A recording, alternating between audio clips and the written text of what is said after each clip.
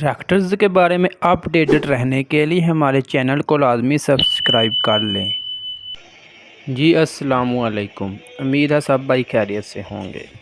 ये Miller tractor का मैसी 240 बराए फ़रोख्त है, ठीक है ना। मॉडल 2003 है।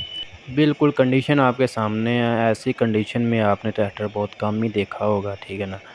देखने किसी बंदे ने काफ़ी ज़्यादा ना संभाल के रखा हुआ है। ये कंडीशन आपके सामने है। कंपनी बंद जेन्युइन है, बिल्कुल कम गाह का कहना है जी, बिल्कुल टोटल जेन्युइन है।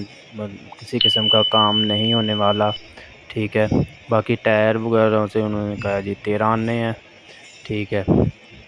बाकी जी लोकेशन इनकी मंडी फैज़ाबाद ननकाना साहब के करीब है, ठीक है।